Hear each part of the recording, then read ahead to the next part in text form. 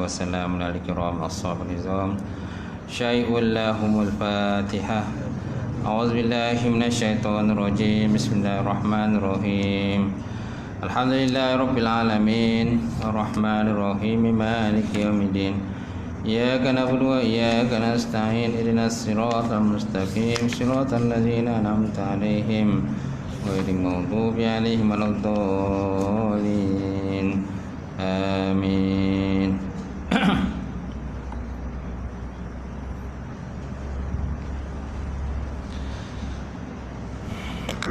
Assalamualaikum warahmatullahi taala wabarakatuh.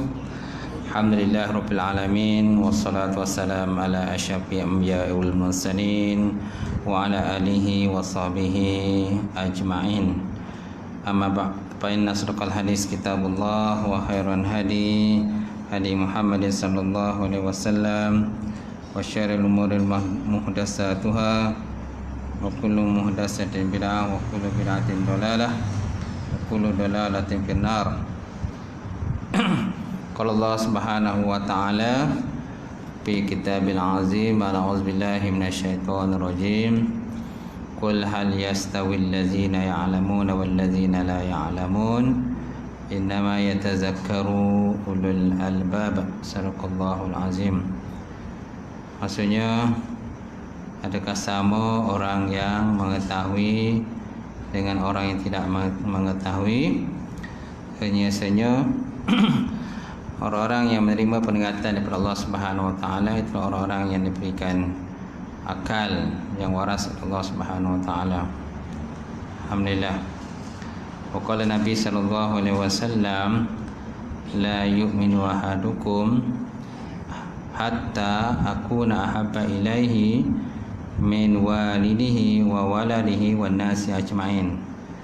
Maksudnya, tidak sempurna iman salah seorang daripada kamu sehingga aku, kata Rasulullah, lebih dia kasihi, melebihi kasihnya kepada ayahnya, melebihi kasihnya kepada anaknya, dan melebihi kasihnya kepada manusia semuanya. Alhamdulillah. Tekan dah.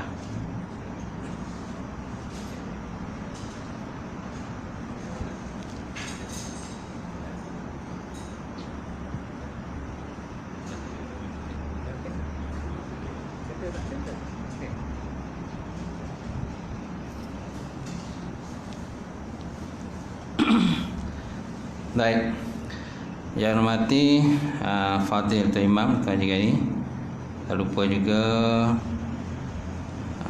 pengurus Tuan Bilal, kemudian siap pengurusi masjid, datang kawasan masjid, tuan-tuan dan puan-puan, muslimin muslimat berbahagia. Alhamdulillah, kita banyakkan beri syukur kepada Allah Subhanahu wa taala kerana dengan limpah kurnia serta rahmat daripada Allah kita dapat bersama pada pagi ni tuan-tuan untuk kita sambung kuliah pengajian kita setelah kita berehat selama 2 bulan sempena Ramadan dan juga Syawal, Ramadan dan Syawal. Kalau tempat lain tu memang ada kadang kuliah tu dah masuk kuliah ketiga dah. Ada yang dah kuliah kedua, ada yang kuliah ketiga ke tempat lain. Kalau di sini ini baru masuk kuliah yang pertama lah. Ada guru lain semua nak ajar dah? Dah. Baik. Jadi ke pengajian kita sambung semula berkenaan dengan kitab ulasan kata-kata hikmah Syekh Muhammad Sakandari ni yang dikarang oleh Syekh Said Awa, dan kita telah masuk fasal yang ke-8 dan kita dah masuk setengah daripada kitab ni lah. Dah setengah dah, ada baki setengah lagi, tak sampai pun setengah lagi. InsyaAllah kalau dapat kita katamkan lebih baiklah. Tak boleh kalau kita ngaji setengah jalan pun macam tak sonok kan. Berguru tak habis kita lah.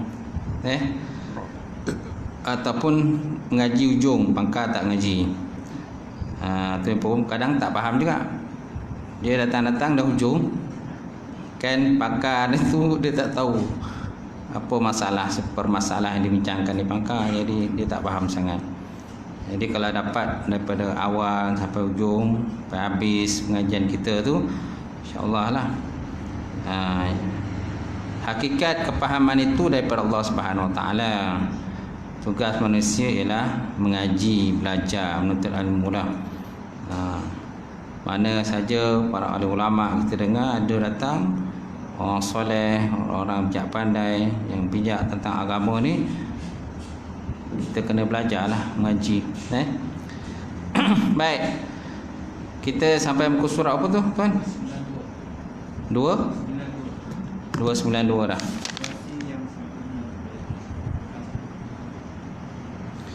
Baik, kita lihat muka surat 292. Sambungan daripada pembahasan ayat doa tu kan? Doa, Allahumma ja'al fi qalbi nura wa fi basari nura wa fi sam'i nura wa an yamini nura wa an yusari nura wa fawqi nura wa tahti nura wa imami nura wal khalfi nura wa ja'al li nura. Ya Allah, ya Tuhanku, jadikan dalam hatiku itu adalah nur, cahaya. Dan jadikan pada basari, pandangan mataku, nur, cahaya. Dan jadikan pada pendengaranku adalah nur, cahaya. Dan di kanan aku, di kiri aku, di atas, di bawah, depan, belakang kan, waj'al li nura, dan jadikan aku itu nur, cahaya. Jadi situasi yang sempurna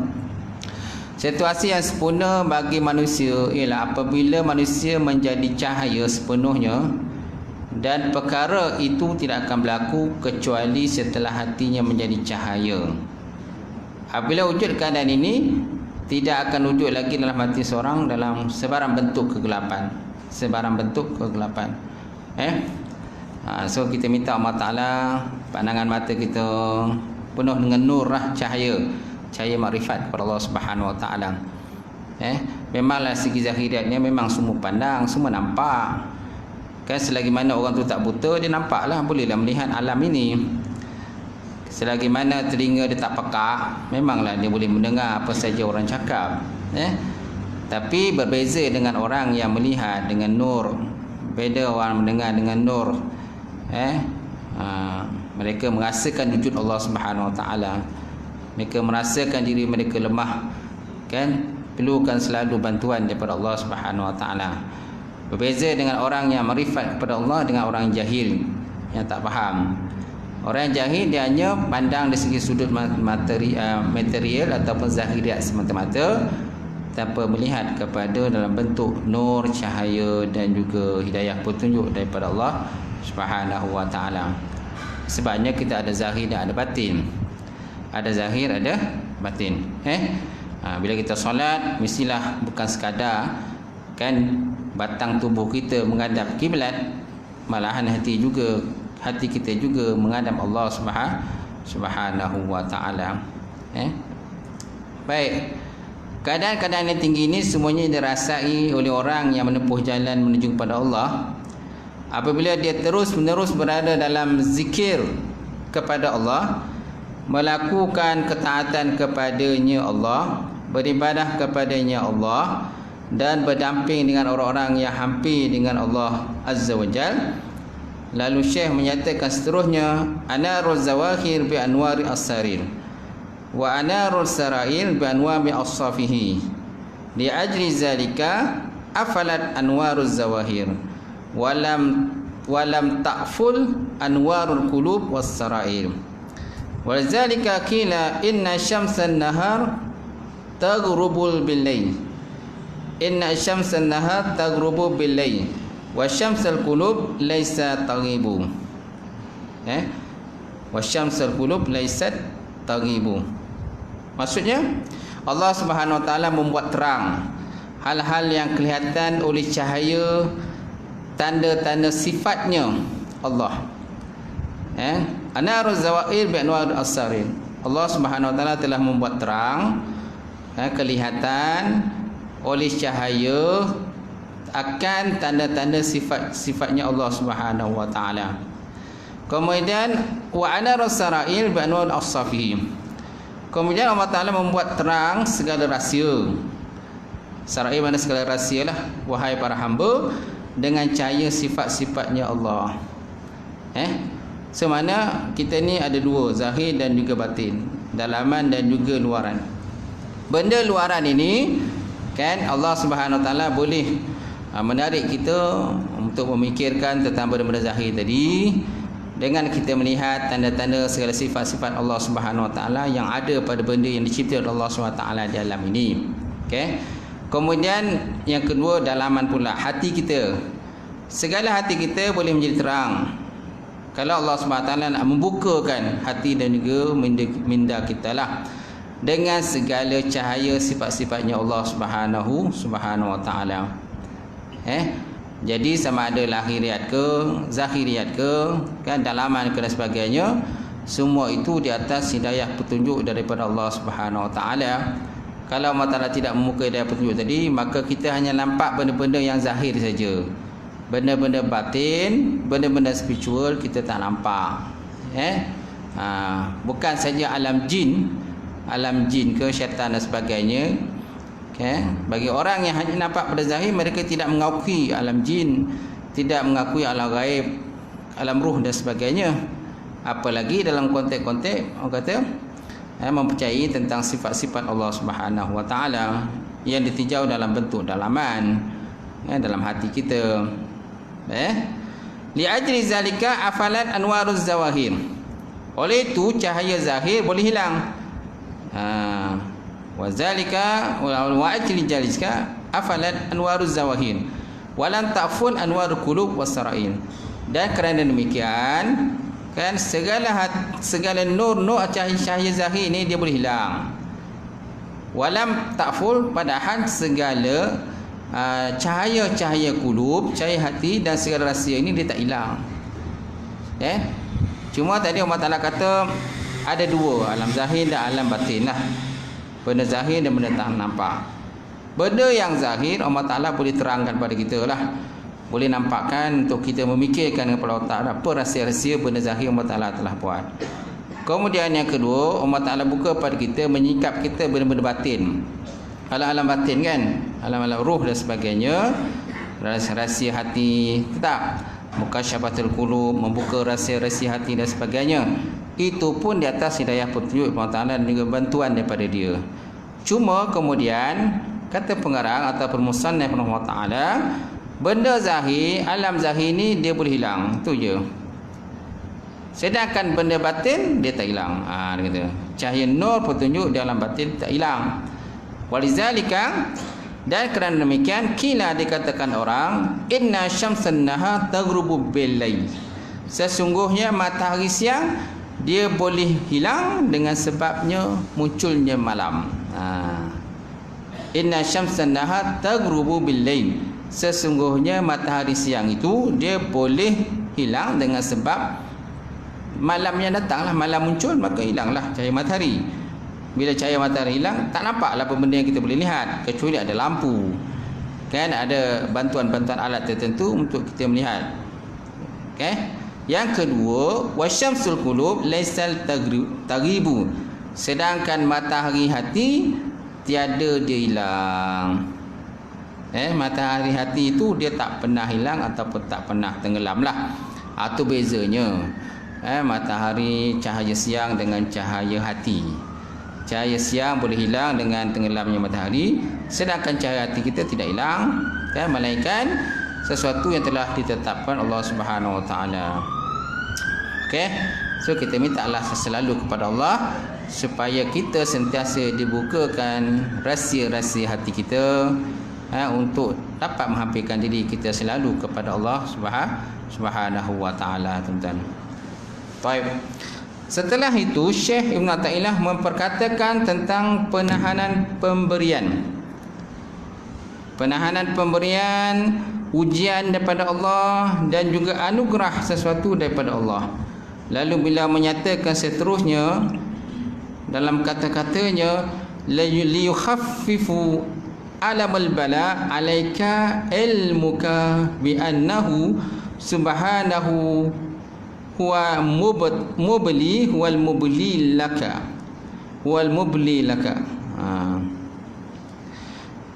liyukhaffifa alamul bala, supaya dia meringankan akan kesakitan bala alaika atas engkau, ilmuka oleh ilmu kau, bi annahu dengan bahawa sesungguhnya Allah Subhanahu wa taala huwa mubli laka, sedangkan Allah Taala itulah yang menurunkan bala bencana kepada diri engkau, bala bencana kepada diri engkau. Kalau terjemahan di sini dia kata, derita atas bencana yang menimpa anda, hendaklah terasa pengertian bahawa Allah Subhanahu wa taala yang menurunkan bencana itu kepada diri anda. Dialah menurunkan para bencana itu kepada diri anda. Liyuhaffifa alamul bala alaika ilmuka bi annahu subhanahu wa ta'ala huwa mubli laka, supaya diringankan kepada engkau tadi akan kesakitan bala, ilmuka daripada sudut pandangan ilmu engkau, dengan bahawasanya Allah Subhanahu wa ta'ala itulah yang menurunkan bencana kepada diri anda. Faham kan? Faham Syed Imbas, fahamlah apa yang dinyatakan oleh musannaf atau pengarang kitab di sini. Ini tak ubah sebagaimana kata-kata yang sering diperkatakan oleh orang awam. Pukulan kekasih terhadap kekasihnya tidak ubah bagaikan zabib. Dia kata bagaikan zabib, mana anggur kering sahaja. Kan? Bila Allah Ta'ala menurunkan bala bencana kepada kekasihnya, kan kita ni ialah, kalau kita anggap dia menjadi kekasih, kita ni kekasih pada Allah. Kalau kita menganggap kita ni kekasih kepada Allah, apa saja dugaan bala bencana musibah yang kena kepada kita, kita anggap itu menyebabkan satu ujian yang kecil je lah. Ujian yang cuma ujian tu nak dekat dan diri kita kepada Allah lah, tujuan begitu. Maka Allah Ta'ala benci kat kita, dia tak benci, kan? Jadi itulah ibaratnya kalau seseorang kekasih memukul kasih yang lain, kan? Walaupun mungkin digunakan watan yang besar sekalipun, dia anggap itu sebagai macam anggur kering je lah, zabib, anggur yang kering sahaja. Bila seorang tadi memukul kekasihnya, dia pukul tadi bukan kerana benci, tapi pukul tadi dengan tujuan untuk mengajar, tujuan untuk mengajar, tak kena apa-apa pada dia, mana tak memberi kesan apa-apalah. Kalau orang pukul dengan perasaan benci dan sebagainya, itu yang beri kesan yang mendalam kepada orang yang dipukul. Tapi kalau seorang memukul tadi dengan penuh cinta dan juga kasih sayang kepada orang yang dipukul, jadi dia tidak akan beri kesan apa-apa kepada orang yang kena pukul. Malah dia akan mengambil iktibar. Ini menunjukkan bahawa orang yang memukul itu kasih dan sayang pada dia, supaya dia beringatlah terhadap mungkin apa saja tindakan-tindakan dia yang mungkin menyinggung perasaan kekasih dia ataupun orang yang memukul dia tadi. Faham kan? Itulah ibaratnya, kiasannya kita, hubungan kita dengan Allah. Kalau Allah Ta'ala menurunkan bala bencana pada kita, musibah, bukan Allah Ta'ala benci pada kita. Ini dianggaplah macam satu pukulan kecil lah, pukulan kecil daripada Allah kepada kita, supaya kita beringat, supaya kita kembali rujuk kepada Allah setelah kita tersasar dalam kehidupan kita. Baik. Kemudian apabila wujud pada orang yang menempuh jalan menuju kepada Allah rasa kasih dan rindu terhadap zat Allah Subhanahu wa taala, lalu Allah Taala akan mengujinya. Nampak? Lalu Allah Taala akan mengujinya, menguji kita lah. Bila Allah Taala mengujinya, dia tetap merasa gembira dan memohon pada Allah agar digunakan kekuatan untuk menghadapi ujian tersebut. Itu sifat kekasih terhadap kekasih. Itu sifat orang-orang yang mukmin, yang bertakwa kepada Allah. Bila sesuatu musibah menimpa pada dirinya, kan, dia anggap itu satu ujian yang kecil, dan dia memohon kepada Allah agar diberikan kekuatan untuk menghadapi ujian tersebut. La yukallifullahu nafsan illa usaha. Ada tak? Setiap orang itu kan di atas apa yang diusahakan. Tanggungan dia terima tu di atas apa kadar mana kekuatan yang ada pada dia. Serta Allah Ta'ala sebut dalam Allah Ta'ala yang menyatakan pada kita ataupun kata ucapan yang biasa dibaca oleh baginda Nabi SAW, wala haula wala quwata illa billahil alim azim. Tidak ada daya dan tidak ada kekuatan melainkan daripada Allah Subhanahu wa taala yang aliyun azim, yang maha tinggi lagi maha agung. Maha tinggi lagi maha agung. Nampak? Sifat orang yang yang dekat pada Allah, dia anggap benda tu mudah jelah. Apa saja ujian yang bala dia akan sabar, sabar, tenang, tak keluh kesah, tidak menyalahkan takdir, tidak menyalahkan orang sana, tidak menyalahkan orang sini. Itu sifat orang yang sabar pada Allah.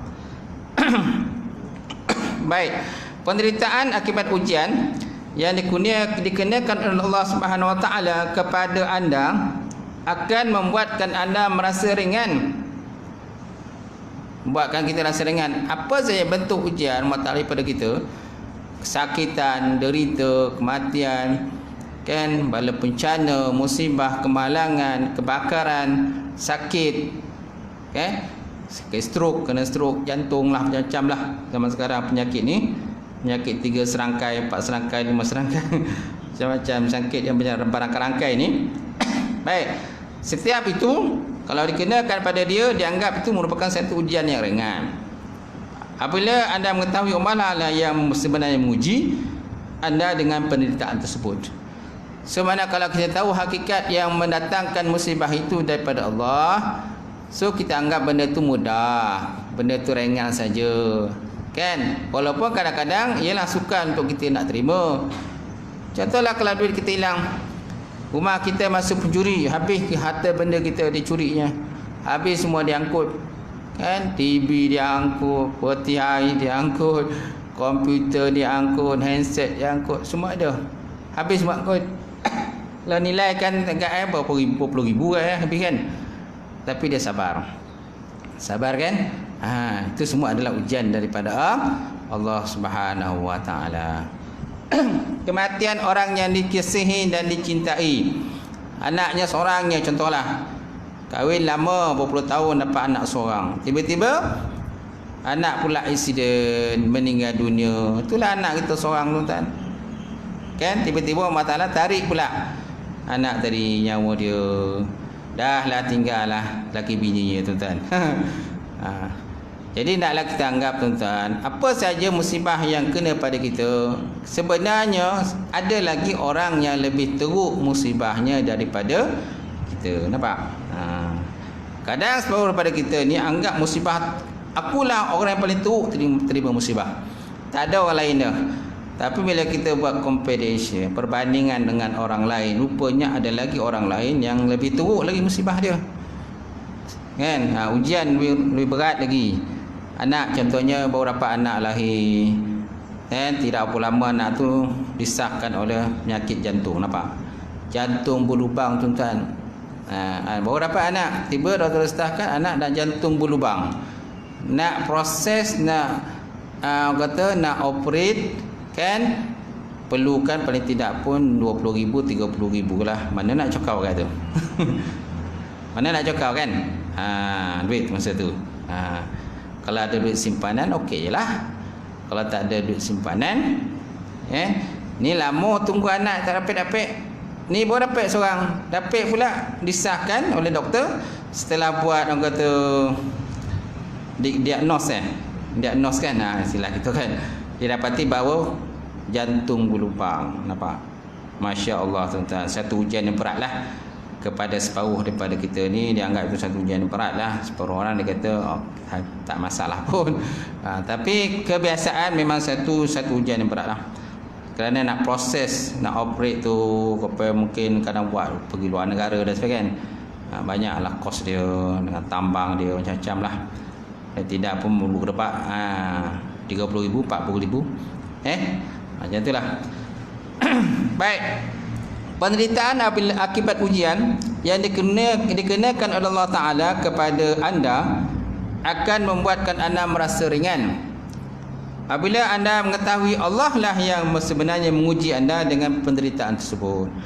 Kalau kita yakin dan percaya yang uji itu ialah Allah, kan, kita tidak akan menyalahkan makhluk. Banyak di kalangan kita ni menyalahkan makhluk bila suatu benda terjadi pada dia dah.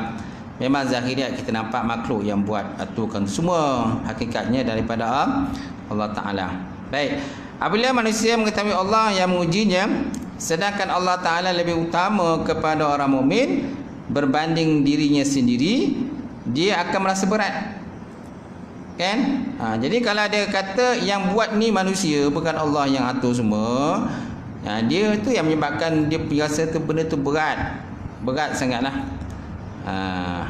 Tu yang kadang-kadang masuk mahkamah panjat, mahkamah, kan, berbicara sampai berpuluh kali tak selesai, kan, duit banyak habis, kan. Kenapa? Kerana tidak ada perasaan berlapang dada. Akhirnya itulah banyaklah habis duit. naik turun, tak selesai. Baik, seterusnya Allah Ta'ala berfirman dalam Al-Quran, An-Nabiyyu aula bil mu'minina min anfusihim. An-Nabiyyu aula bil mu'minina min anfusihim. Nabi lebih menolong dan menjaga orang beriman berbanding daripada diri mereka sendiri. Itu sifat yang ada kepada Rasulullah sallallahu alaihi wasallam. Laqad ja'akum, sama ayat tu sama dah dengan ayat sini. Laqad ja'akum rasulun min anfusikum azizun 'alaihi ma anittum harisun 'alaikum bil mu'minina raufur rahim. Laqad ja'akum rasulun min, sungguh telah datang kepada kamu itu seorang rasul. Laqad ja'akum min anfusikum rasulun min anfusikum azizun 'alaihi ma anittum. Dia di mana nabi tadi, rasul tadi punya sifat yang sangat belas kasihan terhadap dia punya umat dia dan sangat prihatin terhadap umat baginda Rasulullah sallallahu alaihi wasallam, lebih daripada perhatian nabi terhadap diri baginda Rasulullah sallallahu alaihi wasallam sendirilah. Dan nabi juga mempunyai sifat raufur rahim. Raufur rahim ini sifat sebenarnya sifat Allah Ta'ala, tapi digunakan kepada baginda Rasulullah sallallahu alaihi wasallam, sifat kasih penyayang terhadap umat baginda Rasulullah. Jadi ayat laqad ja'akum tu hampir sama dengan ayat ini, An-Nabi wa aula bil mu'minin min anfusihim. Nabi lebih menolong dan menjaga orang-orang beriman daripada diri mereka sendiri. Nampak? Oleh itu, oleh kerana adalah lebih utama kepada orang-orang beriman memberikan tumpuan kepada Allah berbanding dengan diri mereka sendiri, maka mereka termasuk ke dalam bab yang utama juga. Apabila kita menumpukan perhatian kepada Allah berbanding memberikan tumpuan pada diri kita sendiri, kerana Allah Ta'ala itu yang maha mengasihani. Apabila manusia mengetahui yang mengujinya adalah Allah Subhanahu Wa Ta'ala, perkara tersebut akan meringankan penderitaan yang dia alami. So dia anggap benda tu ringan lah, ringan sangat. Satu macam satu cubitan lah, cubit. Tapi ada orang cubit sakit, ada juga kan? Sakit lah kau cubit ni. Ada orang cubit tak sakit, alah sikit je kau cubit, tak rasa pun kau cubit ni. Apa lagi orang dicubit tu dagingnya banyak pula. Banyaklah daging kan. Bila cubit-cubit tu tak terasa kat dia dah orang cubit tu. Orang kena cubit tu. Ini tak ada daging. Kuih koreng tuan-tuan. Tulang aja. Tu yang bila cubit tu sakit. Tapi kalau tuan-tuan daging banyak, orang cubit tak terasa apa-apa kan. Tahu tak? Baik. Jadi kan segala ujian, segala bencana musibah itu semua adalah satu teguran daripada Allah dan juga satu cubitan yang kecil daripada Allah Subhanahu Wa Taala. Kita anggap begitulah. Allah Taala sayang pada kita. Mudah nak dapat kasih sayang pada Allah Taala. Baik. Seterusnya ujian Syekh Ibn Athaillah lagi, liyuhaffif alamal bala alaika ilmuka bi annahu subhanahu huwal mubli laka fallazi wajahatka minhu aqdar huwallazi awadaka husnul ikhtiyar man zanna infiqaka lidhutfihi an qadrihi fazalika likusurin nazrihi. Fazalika likusur nazrihi. Maksudnya derita di atas bencana yang menimpa anda, naklah terasa pengertian bahawa Allah Ta'ala yang menurunkan bencana itu kepada anda. Zat yang menghadapkan takdir-takdirnya kepada anda adalah juga zat yang biasanya memberi pilihan yang baik kepada anda.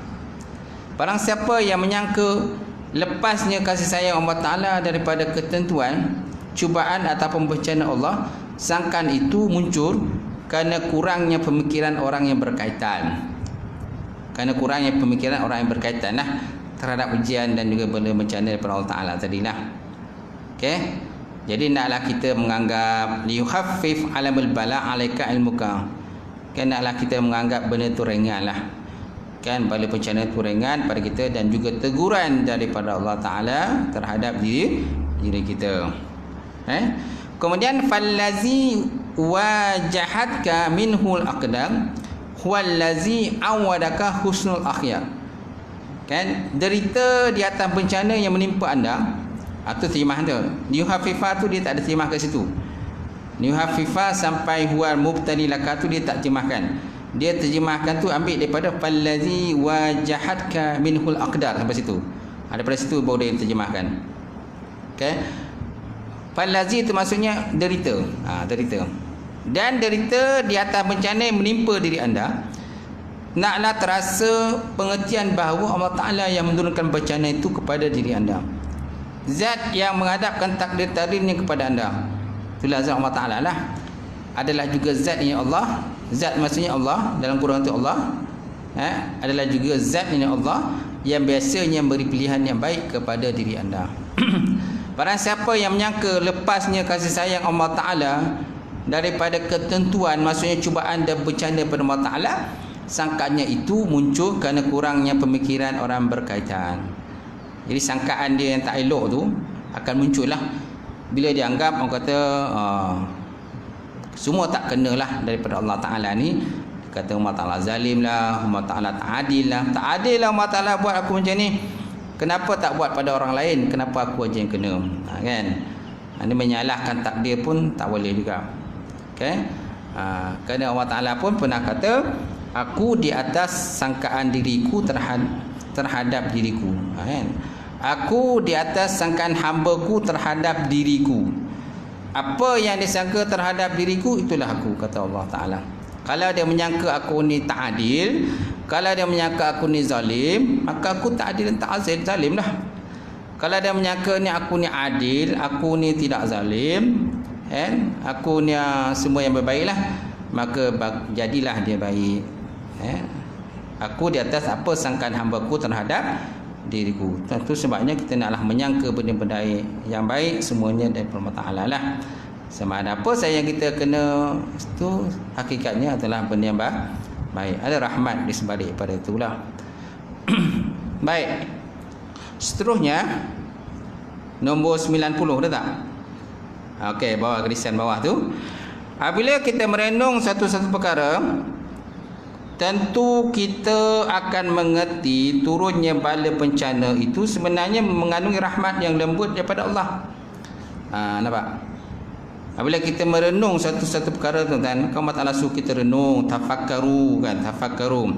Dalam Quran pun banyak perkataan-perkataan, afala ta'qilun, afala tatafakkarun.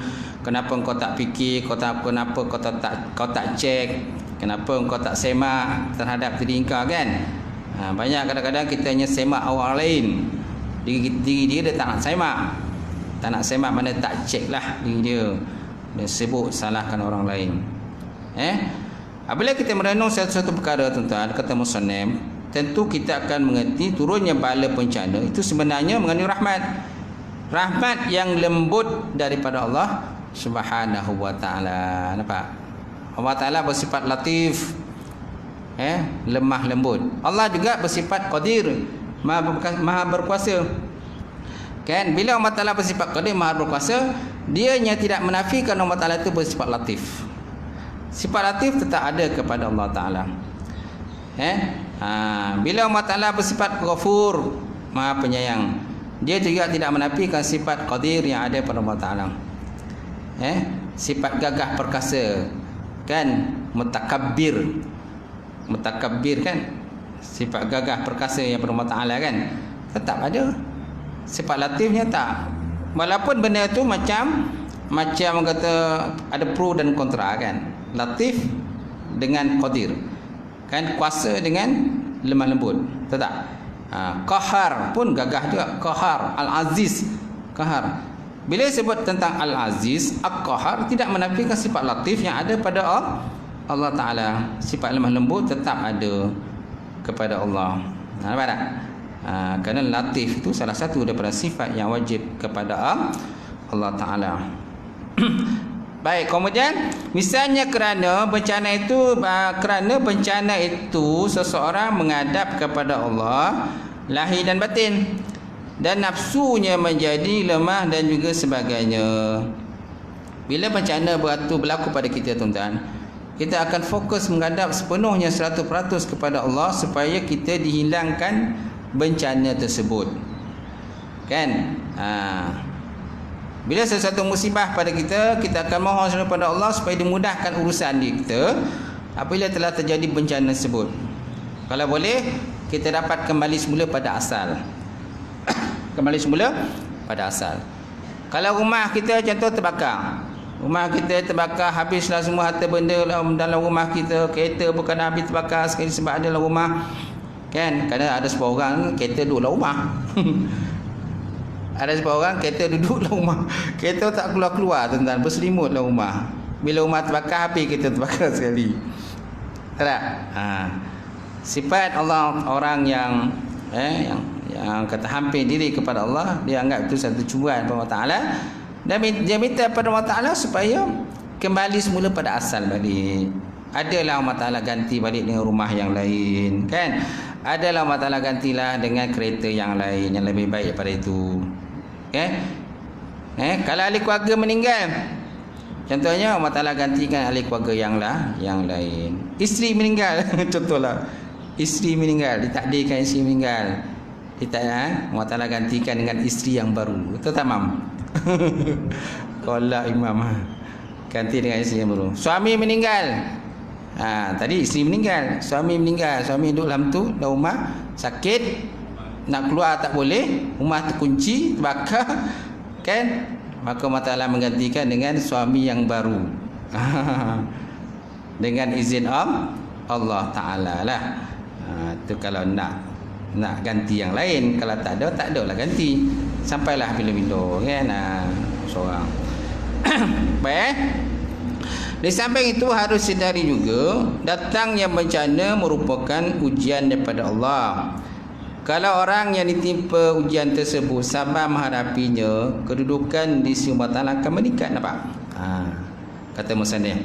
So mana kalau kita sabar, kan, darjat dan kedudukan kita Allah Ta'ala itu akan meningkat lah.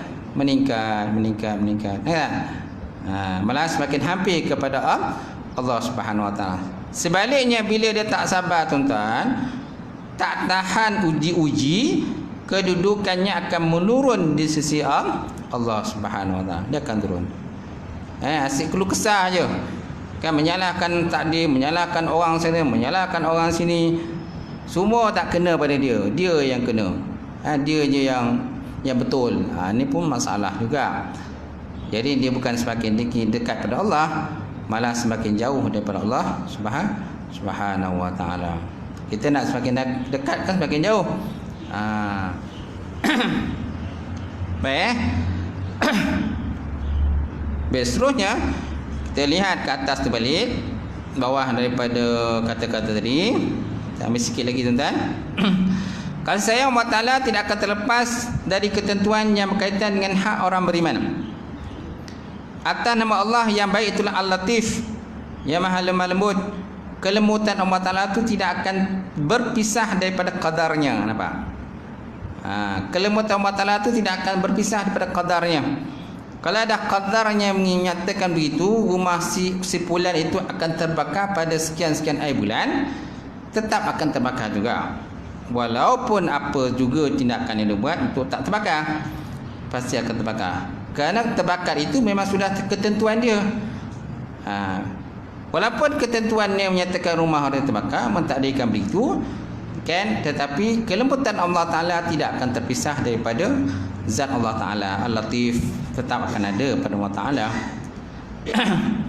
Apabila kita mengetahui Allah Ta'ala telah menentukan kepada kita suatu perkara, tuan-tuan, kita juga perlu mengetahui ya Allah Ta'ala itu maha lemah lembut.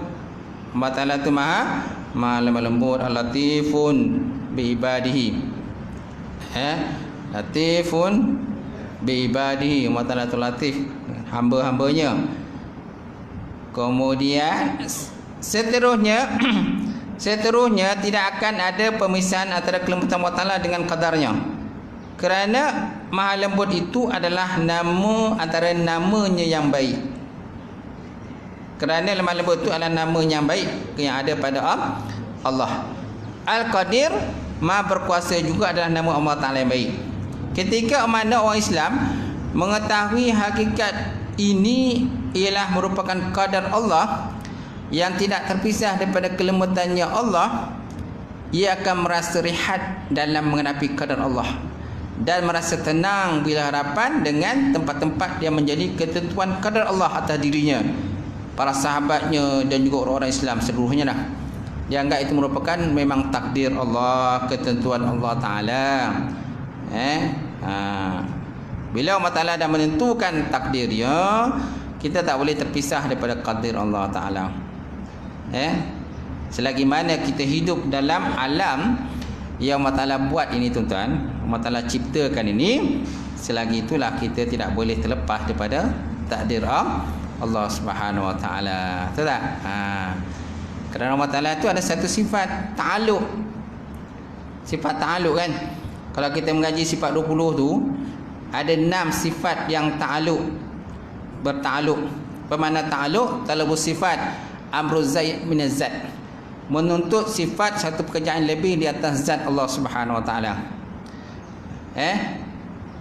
Yang ada pada sifat mani tu, dia ada sifat, ada 6 sifat yang berta'aluk, iaitu sifat mani yang ada pada kategori kumpulan sifat mani.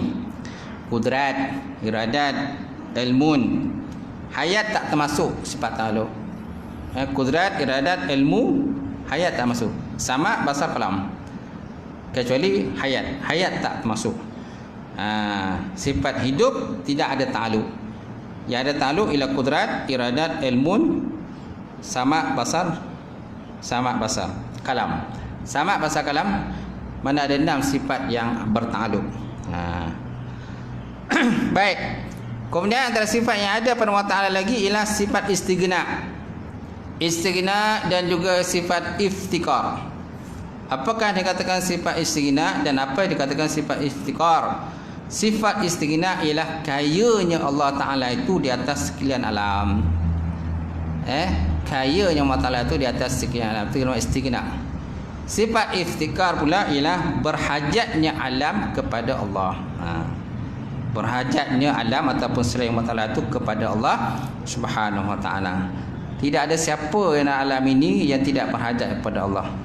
Hatta orang kafir sekalipun, tuan-tuan, mereka pun hidup dalam ruang lingkup rezeki yang telah pun diatur oleh Allah Subhanahu Wa Ta'ala. Baik. Ulasan tambahan. Kita ambil satu je baik. Ulasan tambahan ketika mengulas tentang perbicaraan yang berkaitan dengan pembalasan terhadap ketaatan, Ibnu Ubad menyatakan hasil amalan menimbulkan merasa manis terhadap amalan dilakukan itu dan nikmat berada di dalamnya amalan. Kan? Ketika mengulas tentang perbicaraan yang berkaitan dengan pembalasan terhadap ketaatan hamba, Ibnu Ubad menyatakan hasil amalan menimbulkan rasa manis. Bukan merasa manis tu, rasa manis.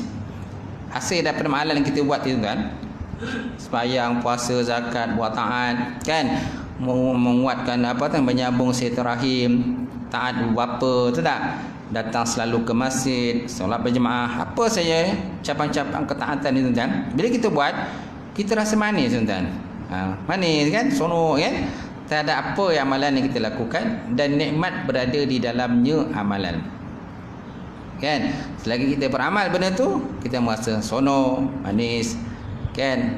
Dan kita anggap benda tu adalah, kan? Itu adalah anugerah rezeki daripada Allah Taala kepada diri kita lah. Perkara tersebut dapat dilihat di dalam kebanyakan amalan. Apabila dilakukan secara terus-menerus, termasuk dalam situasi yang benci dan berat, setengah orang arif menyatakan setiap kebaikan terdapat rintangan yang memerlukan kepada kesabaran. So setiap kebaikan yang kita nak buat, pasti ada cubaan dan juga rintangan. Sama ada rintangan cubaan itu besar ataupun cubaan itu kecil. Betul tak? Nak tolong orang pun kadang-kadang ada juga fitnah berlaku. Adalah sebab si Mamat tu nak tolong tu kan. Nampak? Ada ya kan. Kalau kita nak anggap benda tu kan, ambil kira pandangan asyik, mengambil kira pandangan orang lain, memang kita akhirnya tak akan buat benda kebaikan lah. Takkan buat benda kebaikan. Sama lah kisah yang berlaku kepada Luqman Al-Hakim. Kan? Luqman Hakim dengan anak dia tu tak? Di mana kisah Luqman Hakim, suatu hari mereka pergi ke pekan dengan seekor keldai. Seekor keldai kan? Kali pertama mereka masuk ke dalam pekan, kan? Si ayah duduk di atas keldai, si anak berjalan di bawah. Bila masuk dalam pekan, maka orang-orang dalam pekan kata, nampaknya kan tak patut betul lah si bapa duduk atas kedai, anak duduk jalan kat bawah. Nampak tak? Mana orang tak puas hati lah dengan apa kita lakukan, apa yang buat. Kemudian pada kali kedua, kan, anak pula duduk atas kedai, bapa pula jalan kat bawah. Pun orang cakap juga, tak patutlah anak ni duduk kat atas sedangkan bapa berjalan kat bawah. Kan? Tak kena juga tuan-tuan kawan ramai. Kali yang ketiga, dua-dua duduk atas kedai. Dua duduk atas kedai. Mengengkehlah kedai tadi bawa lah. Si bapa dengan si anak. Masuk dalam pekan pun orang bercakap juga. Kan, tak patutlah dua orang beranak ni duduk atas kedai. Kan, sampai nak patah kaki kedai tu. Nampak? Kali yang keempat mereka masuk lagi ke dalam pekan. Kali yang keempat ni, kan, bapa dengan anak tak naik keldai, masing-masing berjalan di sisi keldai. Masuk dalam pekan pun orang cakap juga, bangang betul lah diorang ni, kenapalah tak naik keldai tu. Kenapalah tak naik keldai tu. Nampak? Maka Luqman Hakim cakap pada anak, kamu nampak tak apa yang berlaku? Dia kata, apa yang cakap? Nampak, dia kata. Itulah sikap manusia lah. Mereka tidak pernah merasa puas. Mereka tak pernah merasa setuju di atas apa yang kita lakukan. So jangan kita tunggu, asal saja benda tu baik, teruslah buat. Jangan kira cakap orang. Kalau kita ambil kira cakap orang, sampai bila pun kita tak akan buat baik. Betul tak? Baik, sikit lagi. Barang siapa yang bersabar menapi kesusahan rintangan tersebut, akan membawa kepada kerehatan dan kesenangan kepadanya. Selain daripada terus menerus melakukan amalan ketaatan, ia juga melibatkan mujahadah dan menentang hawa dan juga bersungguh meninggalkan kepentingan duniawi, kelazatan dan juga keseronokan yang terkandung di dalamnya. Okey, so banyakkan bersabarlah kata ketaatan dan serta mujahadah diri, mujahadah nafsi, kan. Lepas tu lawan hawa nafsu dan sebagainya. InsyaAllah kita akan menganggap benda itu adalah mudah. Yassir wala tu'asir. Mudahkan ya Allah, janganlah kamu ya Allah menyukarkan. Baik, habis kitab tu. Kita baca kitab ni sikit, kemudian kita tutup. Kalau tak baca kan tak gerak kita ni. Baca walaupun satu tajuk, okey. Hari tu kita baca bersalam selepas solat kan. Bila salam lepas solat. Dah. Buka surat 170. Dasar berdoa secara berjemaah. Dah sudah, dah baca kan? Boleh baca lagi? Oh, boleh baca. Okey, soalan. Apakah dasar yang bolehkan berdoa secara berjemaah? Apakah dasar dia yang bolehkan kita berdoa secara berjemaah? Adakah doa ni kena seseorang je? Doa ramai-ramai tak boleh? Jawapannya, Datuk Wabah Zuhaili menjawab persoalan ini dalam kitabnya Al-Fatawa Al-Mu'asyarah, fatwa semasa, dengan katanya, dalam masalah ini terdapat perselisihan ataupun ikhtilaf di antara para ulama. Imam Syatibi dan muridnya Abu Yahya Ibnu Asim dan Ibnu Qasim Al-Qabab dari Malikiyah rahimahullah ta'ala, kerana tak pernah diketahui bahawa Rasulullah SAW pernah berdoa secara berjemaah, dan hal ini sentiasa demikian sepanjang umur baginda, kemudian para ulama rasyidin setelah baginda, kemudian salafus soleh. Ini pandangan daripada Imam Syatibi lah. Dia kata tak pernah diketahui lah, dia kata Nabi pernah berdoa secara berjemaah.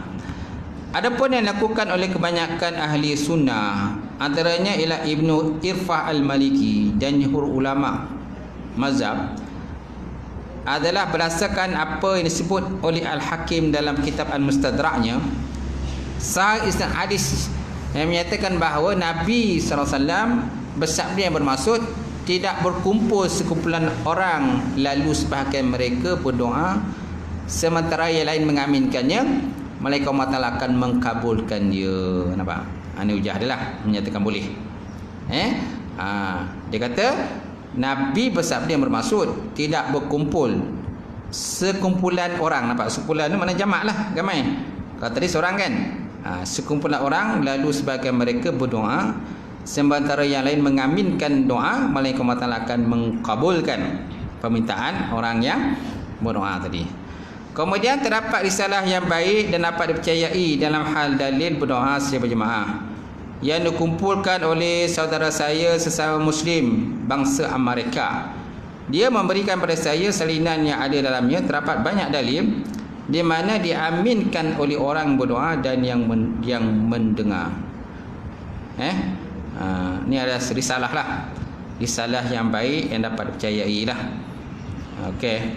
Kemudian B, telah sabit bahawa Khubib bin Maslamah Al-Fihri, salah seorang yang mustajab doanya, ketika memimpin tenteranya menghadapi musuh, berkata kepada tenteranya, aku pernah mendengar Nabi SAW bersabda, tidak berkumpul satu kumpulan lalu salah seorang berdoa dan diaminkan oleh orang lain, melainkan Allah Ta'ala akan menyahutnya, memakbulkan akan doanya.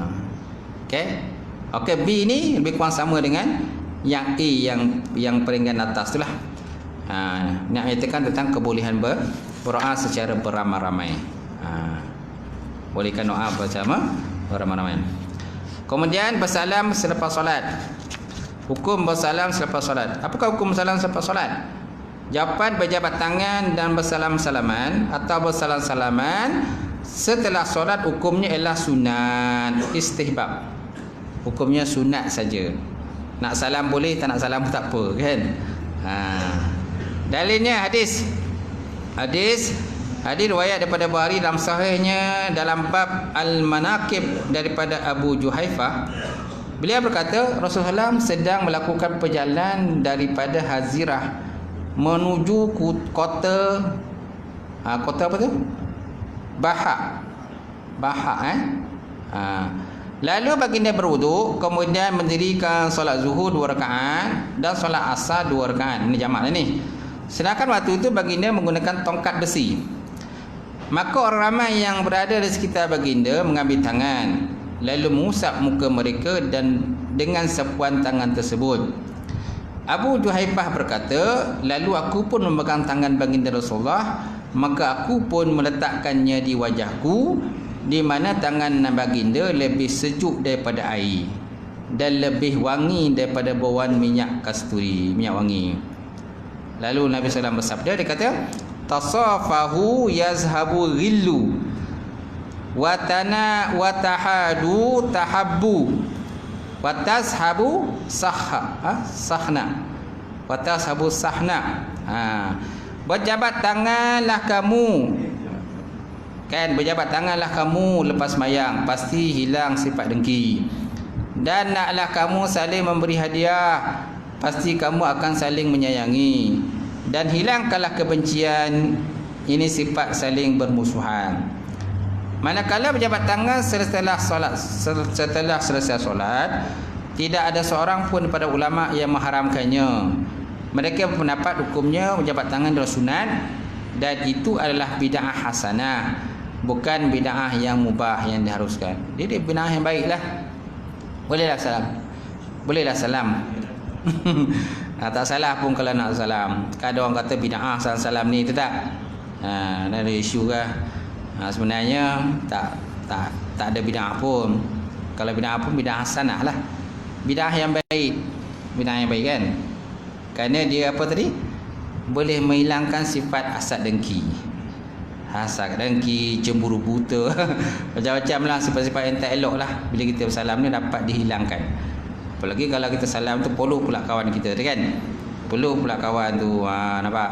Memang hilang lah sifat ego kita tu, sifat benci, sifat-sifat buruk sangka tu, insya-Allah akan hilang tuan. Macam tu. Bila kita tak salam, seorang pandang sana, seorang pandang sini. Kenapa lah dia tak pandang Den kan? Kunci botol dengan Den. Kenapa lah dia tak pandang Den, kunci botol kat dengan Den ke? Tak apalah, salah Den tak tahu tu dah. Ada tak kena kat dia. Kan? Macam-macam sangkaan begitu tu kan akan timbul lah. Kemudian pendapat ulama, Imam Nawawi juga menganggap ia sebagai sesuatu yang baik dilakukan. Mas'alatun halil musafahah ba'da salat al-asri wa subhi fadilatun aula. Al-jawab, al-musafahah sunatun inda talaki. Wa amma takhsisun nas laha ba'da hataini salataini fal ma'dud fi bid'atil mubahah. Al-mukhtar annahu in kana hadza syakhsu qad istama'a huwa wa huwa qabla as-salah fa huwa bid'atun mubahatun kama qila. Wa in kana lam yajtami'a fa huwa mustahabun li'annahu ibtida'a al-liqa. Li'annahu ibtida'a al-liqa. Permasalahan. Nilas ya. Adakah bersalaman selepas solat asar dan subuh mempunyai kelebihan atau tidak? Jawapannya, bersalam adalah sunat ketika bertemu. Dan ada pun orang ramai yang mengkhususkan melakukannya selepas dua solat itu, maka dia dikira sebagai bid'ah mubah, bid'ah yang diharuskan dan dibolehkan. Sedangkan pendapat yang terpilih, al-mukhtar, maksudnya pendapat terpilih, bahawa jika seseorang telah berjumpa dia dan kawannya sebelum solat, maka ia adalah bid'ah mubah, seperti mana yang telah dinyatakan tadi. Dan jika kedua-duanya sebelum bertemu, maka dia menjadi sunat, kerana ia adalah permulaan kepada pertemuan. Wallahu a'lam bishawab. Itulah tadi tentang kelebihan bersalam dah selepas solat. Kalau sempat salam, tak sempat nak macam mana? Kadang nak cepat, tak sampai nak salam ustaz. Okey. Wallahu a'lam. Itulah pengajian kita. Ada persoalan tak?